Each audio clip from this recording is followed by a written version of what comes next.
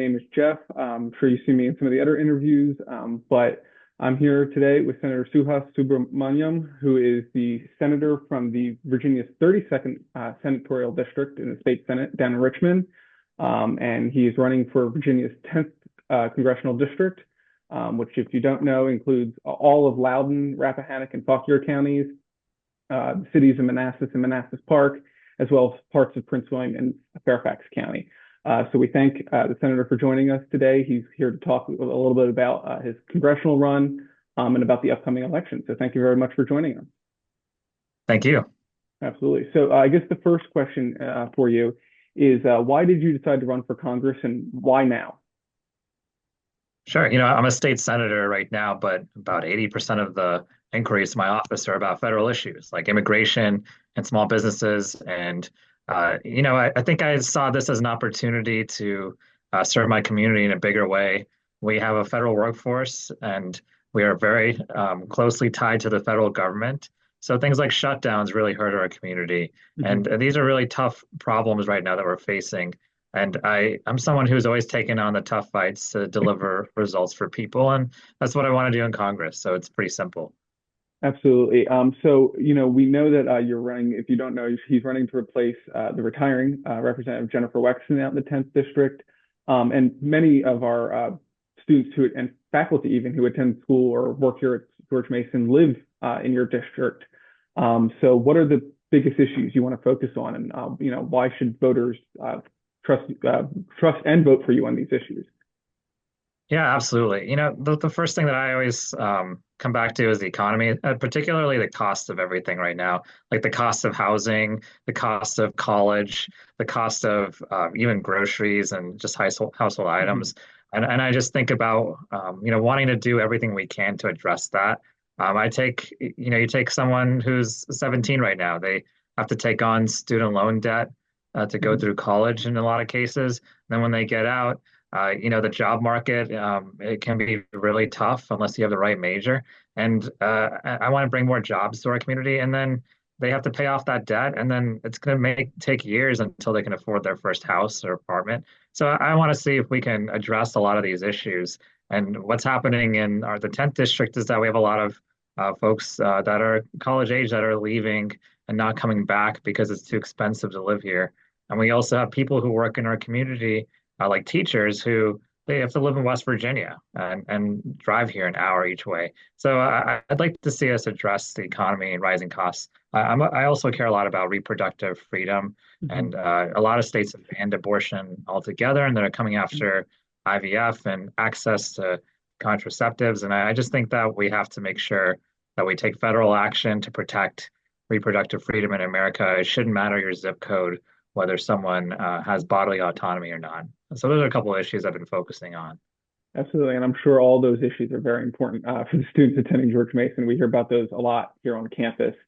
My next question is Virginia's 10th district, as I'm sure you know, is very diverse culturally, politically, geographically. You go from the suburbs of Fairfax and Loudoun in the Washington, D.C. area, all the way down to rural Rappahannock County.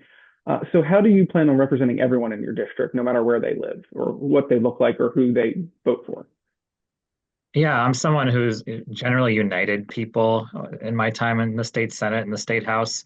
I think one of the keys to getting things done is by bridging the divides in our politics. It's seeping into our neighborhoods to have neighbors that won't talk to each other because of politics. I'm sure it happens on campus too.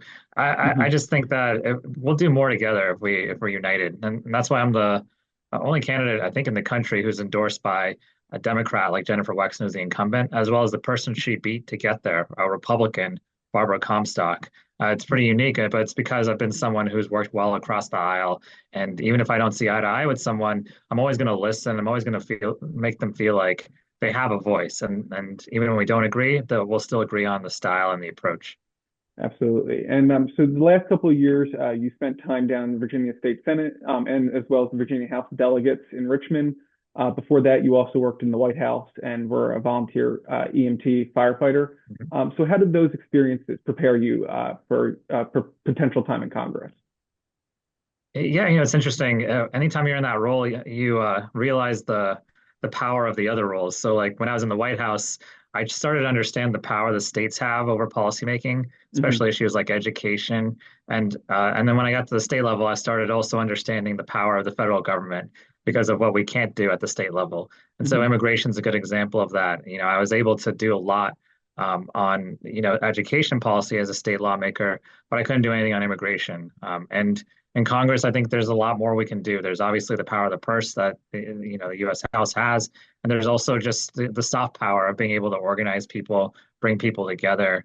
My goal is to be on the Appropriations Committee, which is the Budget Committee, so that I can get funding to our community and try to get more federal agencies and job opportunities into our community. And so, it's shaped me by being able to give me the experience I need to be able to work at the state level. I'll work at the White House level, whatever level. I can work with anyone at any level of government to just deliver for people.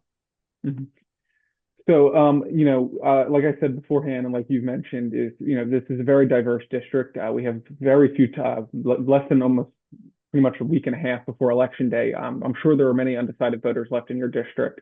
How do you convince undecided voters, especially in areas that maybe aren't as Democratic leaning, such as Loudoun or Fairfax County, to come onto your side and vote for you in this election? Yeah, it really depends on their values. The contrast in this race is you have an opponent who is the member of the group that wrote Project 2025. I think Mhm. that's bad for our economy. I think that's bad for women's reproductive freedom. And I think it's not a great fit for our district. But there might be some people who really support those types of policies and think that federal government workers should be fired and think that abortion should be banned. Like some people may feel that way. And so Mhm. I may not be their candidate, but they can at least know that I will, give them a voice in Congress, and I'm happy to listen and hear them out.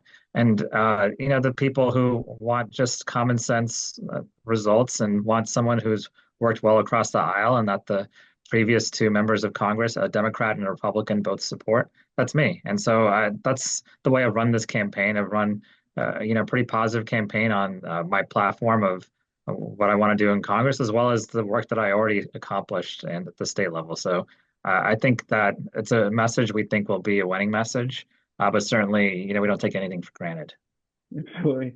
And so one last question for George Mason University, very large university, it's the largest in Northern Virginia. There's a lot of politically active students.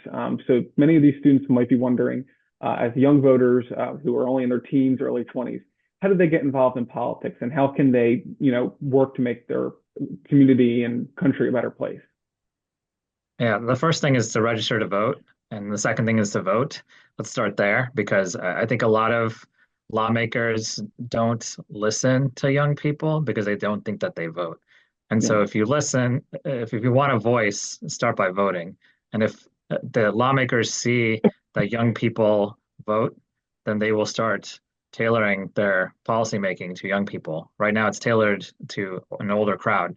And Hmm. what our campaign tries to do is just go to young people and ask them to vote and give them the pitch. Sometimes the parents will answer the door, but I'll say, no, where's your daughter or son? I'd like to talk to them actually. Yeah. I know how you're going to vote, but I want to know how they'll vote, and I want to remind them to vote. Then there's lots of other ways if you've already voted or registered to vote. We have internships, we have fellowships, paid and unpaid, just depending on your availability. I know there's 12 days left in the election, but you can always just come by and volunteer too. Our offices are in Six Pigeon Hill in Sterling. It's not too far away from George Mason's campus. We have another office in Ashburn. And so there's lots of different ways people can help. And so just feel free to reach out to us. My website is Suhas, Suhas for FOR Virginia.com, and you can just sign up to volunteer there. Absolutely. So we want to thank you for taking your time. Like I said, this is a very busy. We have less than a week and a half before the election day, so we understand. I'm sure you're very busy. But I guess what's one last final thought you can leave? Like I said, many students and faculty at Mason live in the district you hope to represent in Congress. They will be, voting in your upcoming election. What's one last message you have before for our viewers? Yeah, there's so much on the line this November. Like I'm the name on the ballot, but it's not about me. It's about what's on the line. Mhm. Our democracy, reproductive freedom, just the future. I haven't talked about the environment or climate change. I've talked about foreign policy, but all these things are really, really critical issues. And this election is going to determine not just the next 4 years, it's going to determine the next 10 or 20 years, really. That's the way I feel about it. It's a very critical election. And so, I'm supporting Kamala Harris. I think it'd be amazing to make history. Hmm. I'm also supporting Tim Kaine because he's been a great U.S. Senator for Virginia. And I'm on the ballot too, Suhas Subramanyam. And so please come out and vote if you haven't already. And please make sure that your fellow classmates vote too, because if you exercise your right to vote, you will have a huge say in the future of this country. Yes, well, thank you very much. Thank you very much, like I said, for taking time out of your busy schedule. So everyone, Senator Suhas Subramanyam, we thank you very much for your time. Everyone here at Mason Cable Network very much appreciates you spending your time with us. So thank you very much. Thank you so much. Thank you. Yep.